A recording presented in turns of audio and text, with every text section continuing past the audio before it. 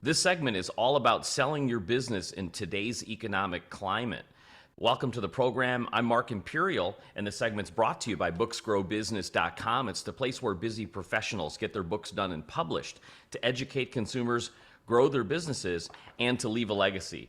Joining me on this segment is TinaZeng. She's the founder of TinaZeng.com. Tina, welcome to the show. Hi, Mark. Good morning. Hi, everyone. Yeah, thank you for having me on your show. I'm very excited to be here. It's like Tina. on a TV show. Yes. Hey, Tina, tell us a little bit about your work and specifically, who are the types of clients that you help?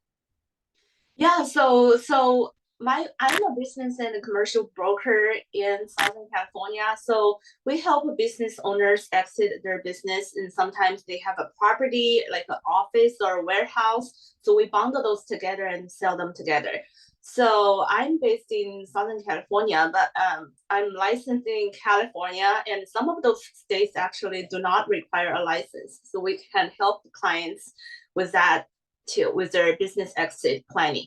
And here's the thing is that we target the business owners with a business enterprise value about $250,000 to up to 50 million. So overall, lower middle market is what we target. Terrific. Those business owners have been great at growing their businesses, but how many of them have sold a business before? Are they new to it? How prepared are they, or do they think it's like selling their house? Tell us what those conversations are like when you first meet these owners wanting to sell. Yeah, so most of them are actually they don't sell like 10 business in their lifetime, right? So they sell maybe one or two. Some of them are new to this. They've never sold a business before. And about like 42% of them are planning to retire. So a lot of them are actually pretty new to the process. So we actually educate them and then help them prepare well for the sale. And then the goal is to help them get the highest possible offer and have a very good exit strategy. So that's very important. And also the exiting process is a long process. It could be range from like a few months, just a few months to up to 3 years. So it's yeah, we nurture them along the way and ultimately help them have a very successful exit. Mhm. Do owners know what they should be preparing to sell their business? What are some of the preconceived notions or myths or misconceptions they may be reading about in regards to selling their business?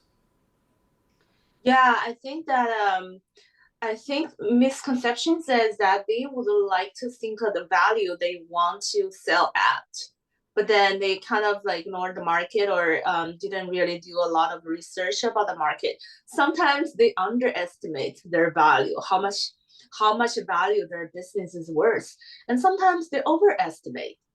Yeah.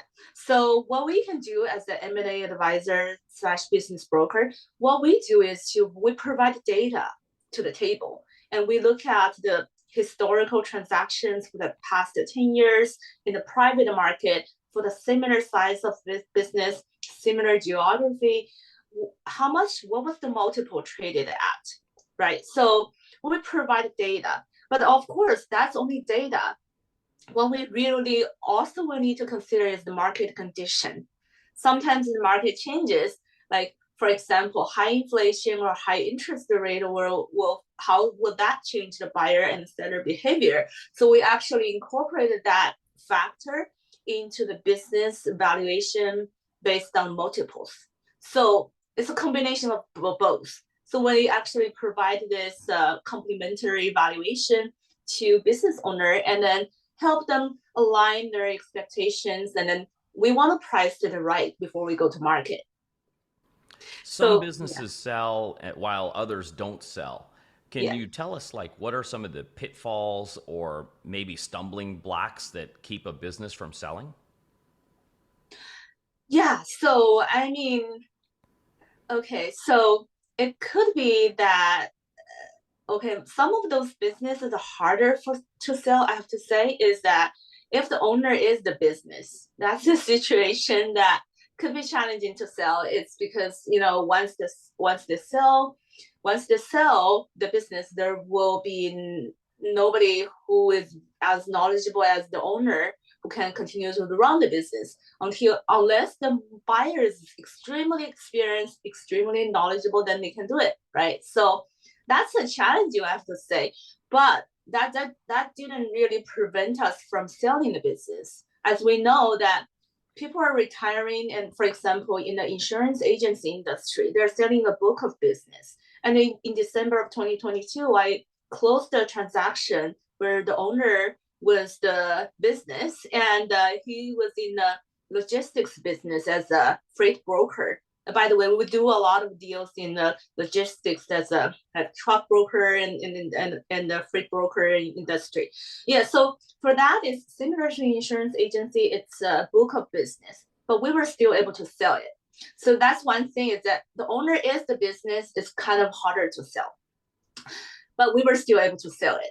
And then number two is that if the owner didn't have very good, very clean, very organized financials, that could be make it difficult to sell, right? People are buying and looking to the financials. It needs to have very good profit and loss statement, balance sheet for the past 3 years at least, and also tax return. Great insights. Tina, what inspired you to get into this field and help business owners sell their businesses? How did you get started? Yeah, so I have always been kind of entrepreneurial, and I feel passionate about entrepreneurship, and I would love to work with and support the entrepreneurs to grow, to retire, and so that's one thing. And also during my education, my MBA school at University of Chicago Booth School of Business, I actually got exposure to a lot of private equity, venture capital, and M&A clubs, and so got a lot of education in there. I'm passionate in PE, VC, M&A. So that was one of my concentration at business school. So I just want to know, I just know that I want to be in this circle. So yeah, that was from business school. And then also after immigrating to the US, actually relocating to Southern California, I noticed that I talked to a lot of immigrants, and I saw a lot of international entrepreneurs who want to start up a business in the US or grow or buy a business, purchase a business. And in the meantime, through acquisition, they can apply for green card right away. So I wanted those entrepreneurs, I wanted to help them to be successful in the US too after they immigrated here. So that's why I've been in this field for the past years, and to help them, I also work with the immigration attorney. There's programs that people can acquire a business, and through that acquisition, they can apply for a green card. So I was able to have some successful cases with the immigration attorney through acquisition. So I think those are the major drives and why I feel passionate about the field. I also work with very smart people every day, and every case is different. So that just makes my day, every day is different and exciting. And working with top executives, business owners, entrepreneurs, and all smart people. So overall, those are very exciting points. That's really unique and specialized knowledge. So that's terrific experience. Tina, before I ask you my last question, in regards to selling a business in today's economic climate, is there anything that I didn't think to ask you that you feel is important to share with business owners that want to sell today? Yeah, I want to share some insights about how about the market for this year, right? A lot of people are thinking that, oh, well, last year the interest rate increased a lot, and did that affect the buyer behavior? I would say that if you're the business owner and if you're in a service industry and if you employ a lot of employees, I think that this year is still a very good time to sell. It's because that some of those buyers, they don't care about the interest rate. So it's not what you think that price will go down. In fact, some of those transactions in certain industry actually jumped last year. For example, in the restaurant industry, jumped. So it goes up, the transaction data. So I would say that if you're the business owner and don't hesitate to come to market this year, we'll find our best way to increase the value. I mean, to trying to get the highest possible offer for you. Yeah, it's still time. Yeah. For business owners that would love to speak with you and perhaps get your help, how can they find you and connect with you? Oh, so yeah. So now, as an M&A advisor, I'm new media M&A advisor. I'm on TikTok. I'm on Instagram. I'm on YouTube, Facebook, and you can find me using the same ID, which is TinaZeng MBA. TinaZeng MBA, or you can email me at info@tinazeng.com. It's TINAZ for zebra, ENG.com. TinaZeng.com.